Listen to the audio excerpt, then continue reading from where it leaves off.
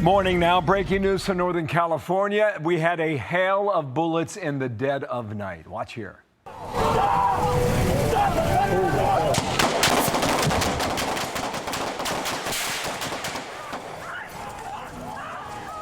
So this happened at a Coast Guard base near San Francisco. That's a U-Haul driver barreling towards security, ignoring several commands to stop, and officers had no decision other than to open fire on that truck.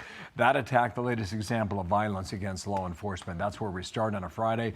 Morning, everybody. You almost made it, America. Almost, okay? A couple hours here. Good morning, Dana. Good morning. I'm Dana Perino, and this is America's Newsroom. It's interesting because there are people who say that this kind of violence against police officers isn't happening, and every single day we have another example, and that's a terrible one. And that shooting came after a day of mass protests in San Francisco, and the demonstrations were in response to an expected immigration crackdown. Crowds tried to block border agents from entering Coast Guard Island. Attorney General Pam Bondi says the administration will not be deterred.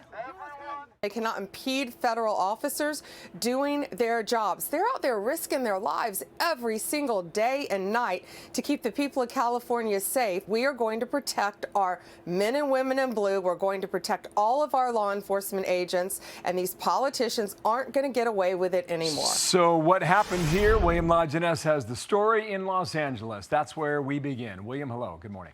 Hey, good morning, Bill. You know, this happened outside Coast Guard Base Alameda near Oakland, where demonstrators rallied against ICE. That is because the base was to become the staging area for federal agents had President Trump followed through on his threat to deploy law enforcement to the Bay Area. And what you see here is moments before the shooting.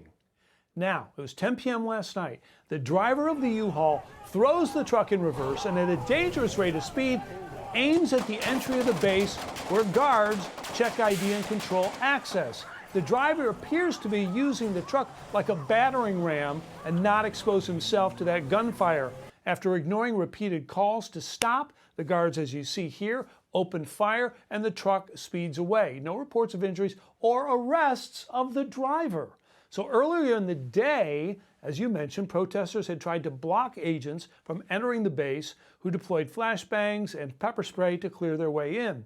Now, as a sanctuary city, San Francisco has more than its share of illegal immigrants, and Bay Area immigration judges have the highest rates of granting asylum. Trump had planned to surge law enforcement there, but agreed to back off after the mayor of San Francisco told him that the city was on the rise and that, quote, having militarized immigration enforcement in our city would hinder its recovery. This is our home.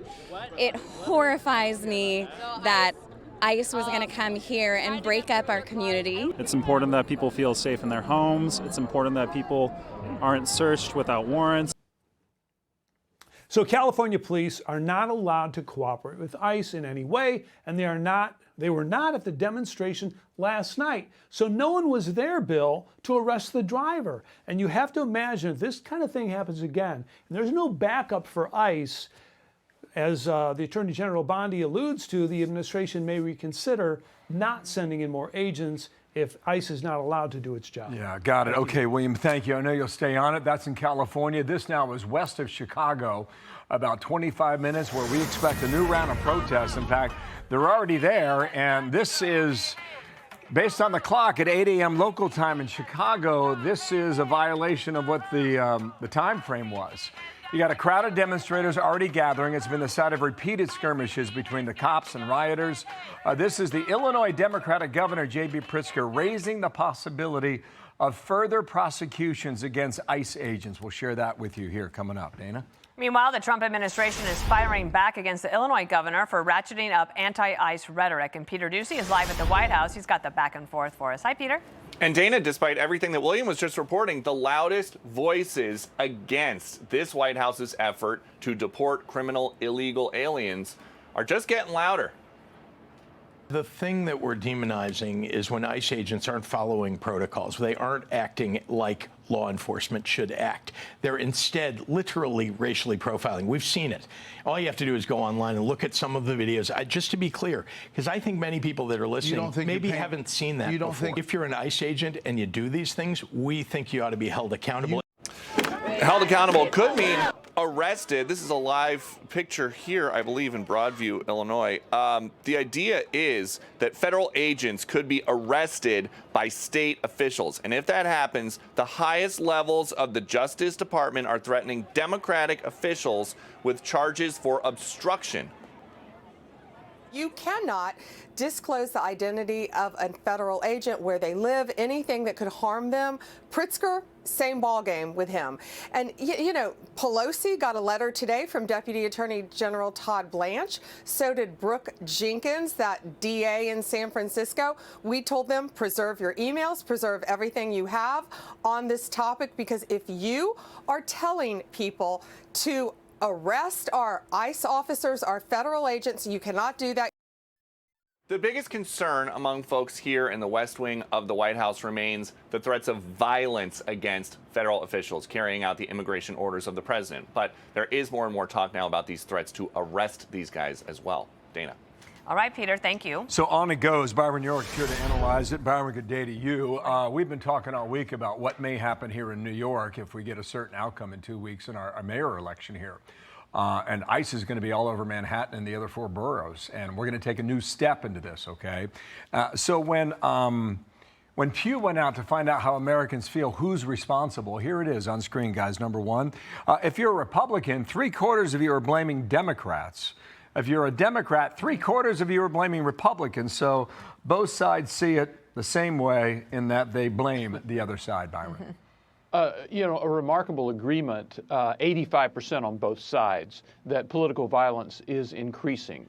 And when you look, we've just seen the politically motivated assassination of Charlie Kirk, the politically motivated assassination of Brian Thompson, the United Healthcare CEO, the politically motivated shooting of President Donald Trump, and the other politically motivated assassination attempt of him, plus attacks on Governor of Pennsylvania, Josh Shapiro, the murder of the former Speaker of the House in Minnesota, Melissa Hortman, plus all of this violence we're seeing in the streets now. An incredible Antifa attack on July 4th in Texas, where Antifa protesters had AR-15s, bulletproof vests, intending to kill, and the attack on ICE in Dallas, where 2 people were killed. So how can anybody not think that political violence is increasing?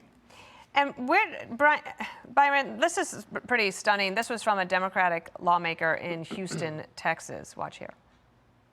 Donald Trump has changed things, and people trying to do what's always been done is not going to work. And I think that's why Democrats are losing black people. That's why they're losing poor people, because poor people, all they want is for us to fight.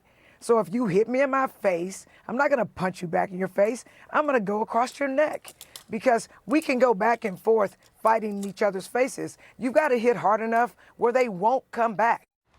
And perhaps she's using that as a metaphor about the war of ideas, but it doesn't feel like it or sound like it, and it's hard to get past that conversation to get to the real meat of some of these disagreements. Yeah, if you look at the Pew results, Democrats mostly blame Donald Trump for the problem. They just blame him for everything.